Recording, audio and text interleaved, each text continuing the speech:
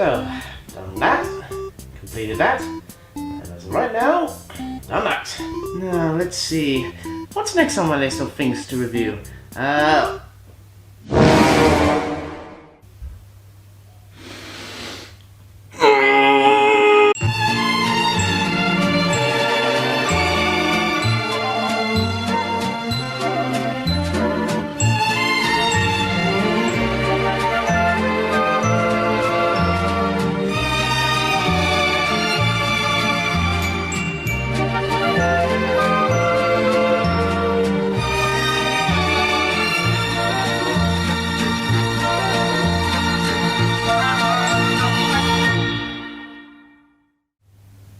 I'm really not looking forward to review this thing. I'm not. There's just other things in life I could be doing right now, but instead, I'm gonna have to torture myself through this frustration. So, let's talk about the Thomas reboot, shall we? Thomas the Tank Engine. Who hasn't heard of this little steam engine? You know him, I know him, your grandpa knows him, the whole fan community knows it. It's really not that hard to recognize these famous engines from the fictional Island of Sodor. First created back in 1945 by Wilbert Awdry as bedtime stories for his son, they've soon grown into popularity as the books progress, to the point it even spawned a TV series created by Britt Allcroft and David Mitchell, which helped develop it into a big franchise as it is today, with DVD specials, toys, and a bunch of other stuff. But in 2020, at the end of the Railway Series' 75th anniversary, Mattel, the current owners of the franchise, decided not to continue the original series and instead reboot it into exactly Thomas and Friends Kids. Yes, that's right. Mattel has gone the opposite direction of what Thomas is supposed to be and turned into every baby kids show on the market that's trying to appeal to. With no more realism, lack of the extensive cast, kids voice our main leads, and flanderizing the characters into annoying little brats. And the people's reactions were something. Everyone went nuts when this first aired. Longtime fans hated it. Parents even hated it. Mexico pulled off from airing it. Heck, it even made to local newspapers, which I'm surprised they actually printed it. This has been stated by fans to be the new #1 worst thing that has ever happened to this franchise behind the Blobber era and the Sharon Miller era. And it is even now part of the category of Americans taking a British property and making it awful. It is that bad. Now, if you just like certain parts of this reboot and just view it as an okay thing, good on you, but I'm not going to attack you for that. I'm just here to express my own personal opinions on this reboot because I'm a grown adult and shut up. But the thing is, I would go over the show and talk about its flaws and why it doesn't work, but the only issue is that Netflix hasn't aired any of these episodes here in Australia, so I can't take a look at any of these episodes. It's on ABC iView! Fudge cakes, I thought we knew better! Fine, I'll do it. But I'm only covering 2 episodes or else we'll be here for a while. Here comes Tom! So yeah, the first thing you notice when you see this for the very first time is... Holy smoke, he's a toon!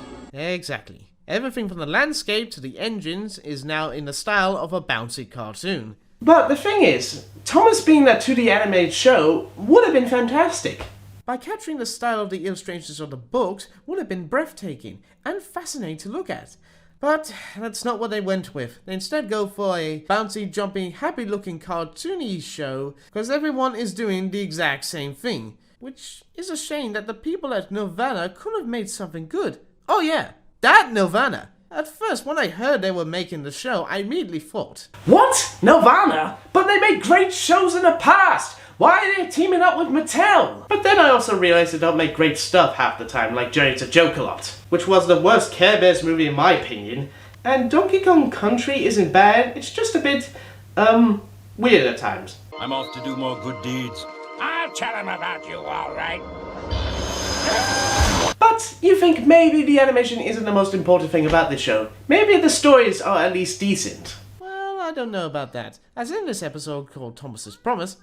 Imagine. Where we see Thomas showing off to his friends on how he can beat his record of holding the most wood, while also breaking a lot of railway rules in the process. But then Diesel comes in just to make things worse. But I bet I can go higher.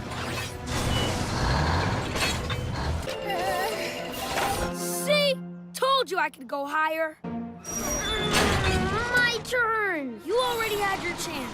Let go. You're gonna tip over the stack. Remember that scene in the Rugrats movie where Dylan and Tommy are fighting over a blanket, and you can relate to that because you were once a baby fighting over your siblings? Yeah, this is nothing like that. This is just stupid. This causes them to spill the wood all over the tracks as Gordon crashes into them in the most pathetic way possible. That is a fine how do you do. Wait, is that who I think it is? Clearly, this is too big of a job for one little engine. And I'm a big blue engine who knows everything. Neil Crone as Gordon?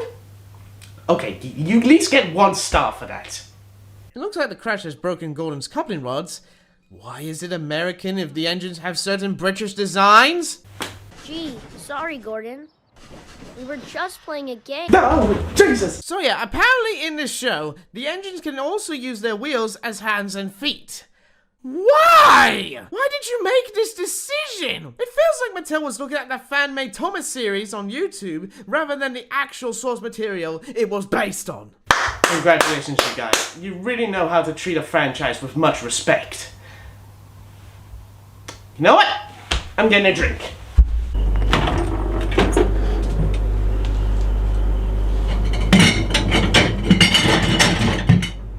So anyway, with Gordon's coupling rod broken, he says he won't be able to deliver his train at the recycling plant. But our little blue show stealer says he will deliver half the train while Diesel will take the other half, just so they could race each other. Sure, why not? It's not like reckless speeding is the most dangerous thing to do in this world. And they set off. As Thomas puffs along the countryside, he decides to sing a little song and, I'm sorry, it's just so bland compared to the other songs in this franchise, which has so many upbeat tunes, but this one, like the opening theme, it's just generic. I mean, you could just replace some of the lyrics with I'm gonna chug. I'm gonna chew. I'm gonna fall off a cliff. Oh crap! Diesel catches up with Thomas as he tries everything he can to slow him down, even by switching the tracks with his wheels. This is dumb. Dumb! Ah! Ah! Look out, Thomas! You know, if this episode wasn't so cartoony, I bet he would crash right into that engine, something like this. Anyway, with the help of his stupid friends, Thomas manages to catch up with Diesel near the top of the hill. But Diesel has one more trick up his sleeve. Whoa! My cars! Yikes! Percy, stop!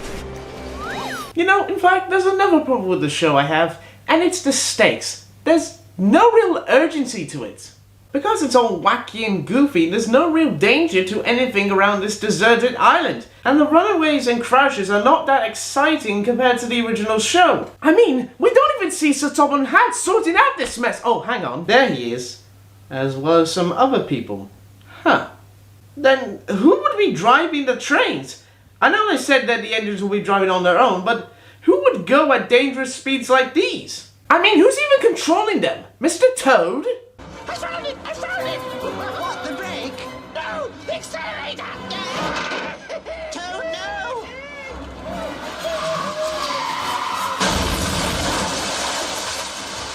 Come on, we gotta get you back on the track. Oh, what's the point? Diesel's so far ahead now, I'm never gonna win the race. Guess I'm not really number one after all. Oh no, I just feel ever so sorry for you, Thomas.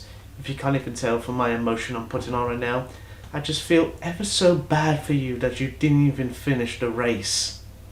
You know there's other things to worry about than your stupid bet with Diesel, like. Will Henry get better if he uses special coal? Will the animation for the new Mario movie be any good? Is Spark really dead? Is there any confirmation that Cream is Bunny's cousin? We need to know these answers, goddammit! The poor girl's been through enough! Oh, they did mention it once in one particular comic, but they never went any further with that. You know, I would rather like to explore that idea than watch this little blue brat. So Thomas gets the confidence to continue on thanks to his friends, but it looks like Diesel's cargo was spinning all over the tracks. Thomas manages to load his train with Diesel's half, even if it means he'll have to come in second place, which doesn't matter to him. Looks like you dropped a few things. You mean everything. Gordon is pleased with Thomas on keeping his promise, except that his coupling is still broken. Sandy gives him a spare which she has and attached it to his tender. Unless she's doing something else behind that tender. I just want to pause this video right here and I just want to say I am totally sorry for that joke I just made, and I am truly sorry to Nick of Game Apologies for taking your joke and use it for my own personal humor. I just think you're a sweet guy and I just don't want you to sue me for the joke I just used, so let's continue on, shall we? So everything turns out nicely for everyone. Gordon's coupling is fixed, the train got delivered, and Thomas and Diesel are still good friends. Oh yeah, they're friends now. Sure, why not? Go ahead! Be friends with a Diesel who tried to frame an engine for something he didn't do and tell lies to an engine thinking he's getting scrapped, but it's all cool. Oh, and don't forget the thumbs up. Friends! Oh, friends! Oh, good friends! Best friends forever and ever. Oh, friend! You know what? I'm not even gonna bother. Yeah, I'm not gonna check out the next episode of this frustration of a show. Yeah, instead, I'm just gonna listen to some nice music and carry on with my reading.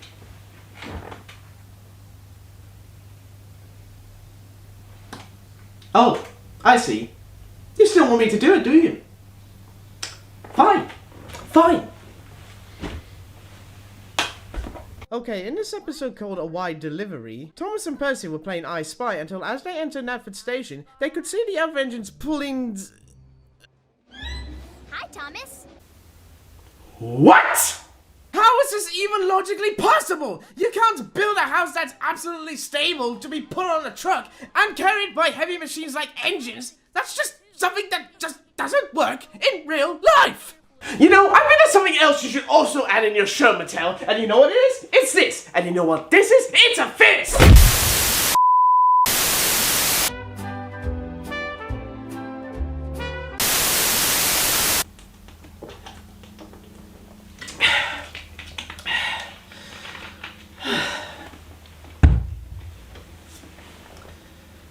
Continue.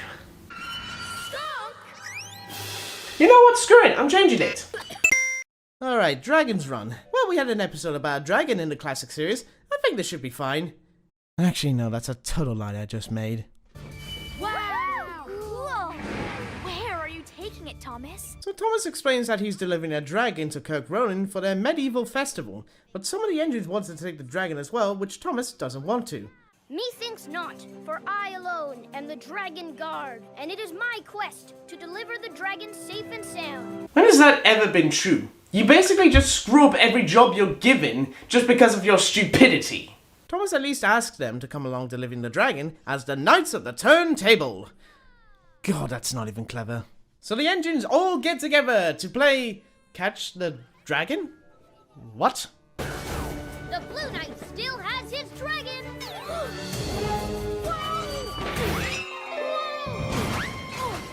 Told you he screwed up, as usual. So it looks like Thomas's cargo has become a runaway, and everyone chases after it to hopefully stop it. Now it's my chance to capture the dragon once and for all. Me too! No, it's my job! It's my dragon! I want to deliver it myself because I'm special! Huh? Oh no, it's gonna hit those trains!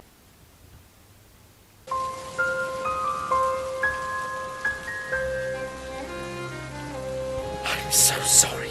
I don't even know where to start with this. Firstly, how dare you? Secondly, look at their designs. They're so poorly made. They obviously took Gordon James's design, who we will see in a minute, and just lazily changed the color and the number on them. And yes, I know, average Thomas fan, they did fix Henry's design in a later episode, but that still doesn't give an excuse on why these designs are so brainlessly thought out. Hello, Thomas. James, wait! There's a... Okay, that was a bit funny. You get 2 stars for that. Anyway, the dragon rolls onto another line and Diesel manages to stop it. But the selfish tank engine still wants to take the train on his own for his own proud and glory. Which, if you think about it, kinda sounds like a certain engine who's proud and vain. Yeah, he kinda acts like James. He only does his own jobs, very proud on who he is, and can be very fiery at times when he's with other people. I swear, I'm not crazy! Thomas through 90% of the show acts more like James than Thomas himself. Please tell me I'm not the only one who thinks that. If Thomas doesn't want to share the glory, then that's his choice. Why do we still even hang with him? I don't know, he's such an asshole to us tank engines. And as predictable in this type of show, Thomas now understands about sharing and asks his friends to help him deliver the dragon to the festival. Which they should have done minutes ago, but you know, playtime, cause that's good filler. And so is the song, cause I think the show is also part musical. Car, kings and queens, helping each other is a fun routine. Riding down a hill is my style. Stop that. You're not going into a song while I'm here. Thank you. I just don't really like the songs, okay? Anyway, as they're about to reach their destination, a rock breaks loose of the dragon, but it somehow manages to get to the castle anyway. Logic! We don't know how it works! Thank you, Sir Thomas, for delivering the dragon in such grand fashion. Methinks you and your noble knights must bring the dragon like that every year. Because that's the moral of the story here, kids. Screw up your job and make a grand entrance on yourself. Because Thomas says it's okay.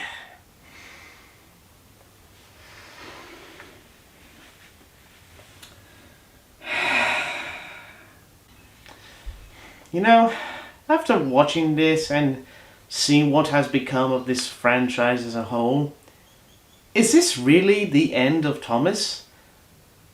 I don't think so. Most franchises in other media always has different versions of a character, whether it worked or didn't work. This clearly didn't work in its execution, because everything in the show except for the animation does not feel right from what we've come to know from this series. And say what you will about season 13 to 16, but at least the engines still feel like working machines as opposed to this. For someone who has been with the series for as long as I have, it just really feels like an insult to what Wilbert and Awdry had created. And that certainly feels the same way with other people. But, in some way, Thomas has been through a lot over these years. Maybe after all these bad episodes and stupid executive meddling from Mattel, perhaps it may be a time for it just to end. Because after all, the original books is what introduced the Iron Circle to the world.